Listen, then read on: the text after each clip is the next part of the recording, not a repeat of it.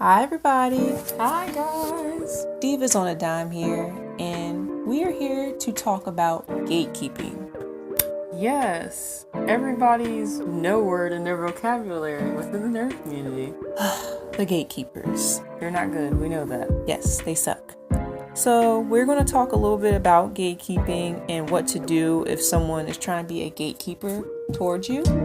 So to start off, what is gatekeeping? So, everybody's definition of a gatekeeper is probably going to vary.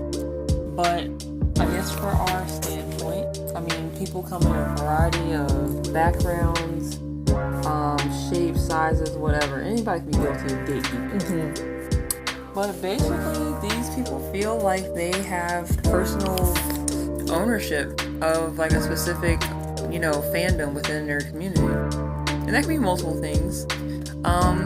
And because they feel that they have ownership to it, they feel as though they have the right to control who has membership in the nerd community. Basically controlling over who says that they're a fan. And then we're talking specifically about anime and cosplay. But they feel like they have control over who identifies as a nerd, within anime, or somebody who says that they're a cosplayer. They feel like they have rights to tell people, what to do. Right, are you a true fan or not?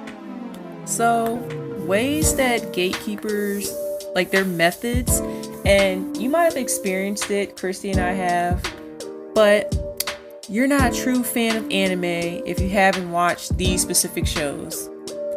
And you can fill in the blanks on that. Yeah, you can fill in the blanks on that, and it's ridiculous. Anime is anime. No one is more of an anime fan if they've seen this amount of anime, or, it's stupid. It's just like, do we really need to do that? Come on. Yeah, and just along with that, it's just ridiculous with that.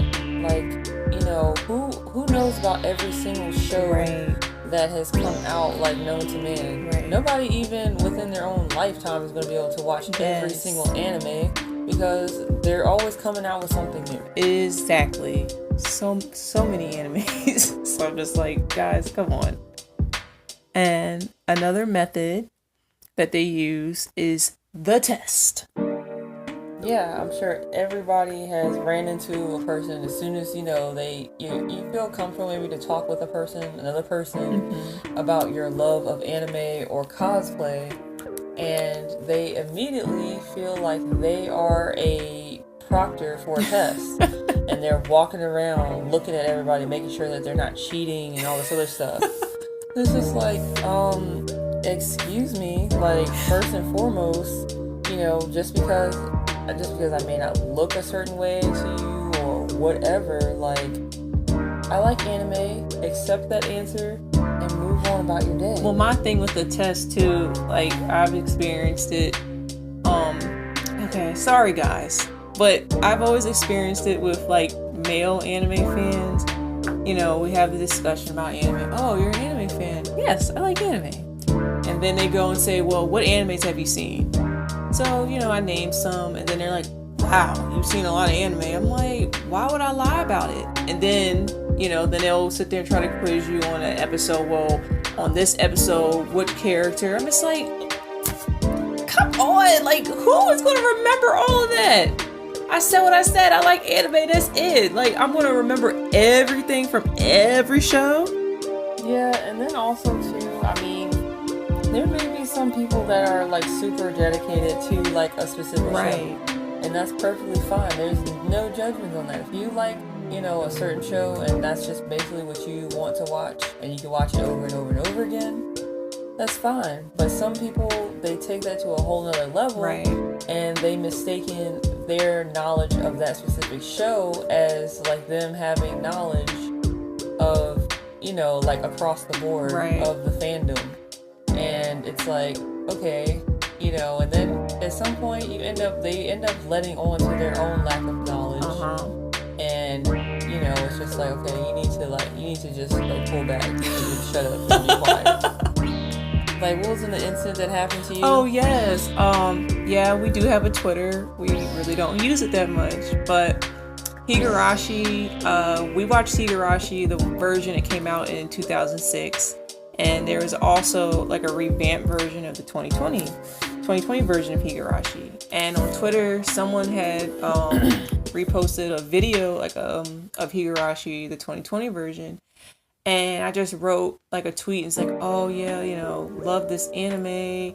It is oh my god, it's just so disturbing. I mean, I like it, but it's a horror anime, and there's some scenes in there, and it's just they'll make you cringe, but it's a good show nonetheless. And then this guy, he tweets back to my response and says, well, I mean, isn't it a horror anime? Isn't it supposed to be all disturbing? Being sarcastic. And I'm like, yes, it's a horror anime.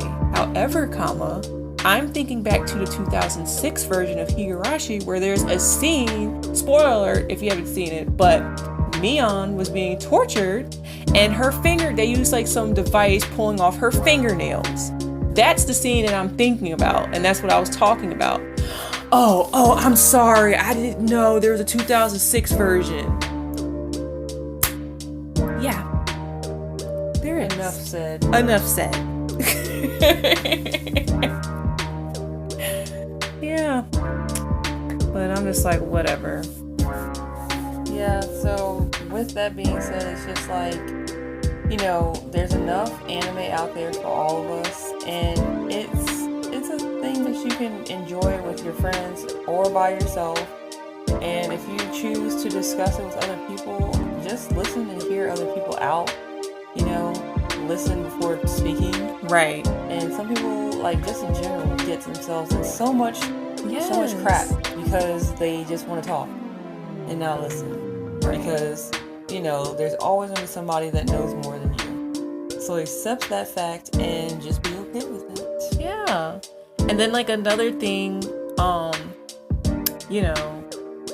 you don't look like you're an anime fan, which you experienced that, Christy, right? People said you don't look like you like anime. Yeah, I mean, I've had that happen a few times, and I really, to be honest, I'm just very puzzled whenever somebody does say that, because I'm just like, what exactly does that mean? Like, how is an anime fan supposed to look? Exactly. I mean, are there certain characteristics that they're supposed to have? Are they supposed to act a certain way? Like, what is it? And to be honest, like, I mean, I just feel like, at that, with somebody saying that and they belong to, that fandom or whatever of anime, cosplay, whatever, they themselves have are representing the community poorly, and then also kind of have like a poor or limited mindset of what that community is. Right. So it's like, maybe you should expand your horizons. Yes. There's plenty of people out here that like anime, and everybody, comes in all different shapes, sizes, whatever. Exactly. So yeah. And another thing, I don't know, like I said, we're sorry, but for our experience, these are our experiences, but it's like, I feel, and if you haven't done this, then it doesn't apply to you. Yes. But I just feel like the females get it the worst, as an anime fan, and I don't know why that is. I don't. Yeah, I don't know. It's like maybe like automatically being like a guy, and some of these guys, mindsets that automatically qualifies them to be like the expert on all things anime. I don't know. Yeah, because another instance, and when we say that, we say some. Yeah, we say some. And like, we were live one time, and Christy and I were talking about, anime, and it's nothing against Naruto, but it just wasn't the show for us. We're not really fans of it. And that's okay. It just wasn't our cup of tea. But someone had came in on the live and heard, was listening, and it was like, oh, and y'all are supposed to, you call yourselves anime fans? Goodbye. And then they, left the live. And it's like, okay. Bye. Bye. But yeah, I don't know why females get it the worst. Because it's like, I feel like if we were males, and cases like when we dealt with gatekeepers, and if we were a guy and they asked us about anime, we told them the same answer which we told them, because we're females. I feel like they would just be like, okay, and just left it at that. We wouldn't have been quizzed or anything. Mm-hmm. So I don't know. I agree. Yeah. But and then another point as far as how gatekeepers, accomplish things is that maybe even going to like a cosplayer and telling them that they can't cosplay a specific character because they don't look like the character. They're not the same race. Right. The body type is wrong or anything else.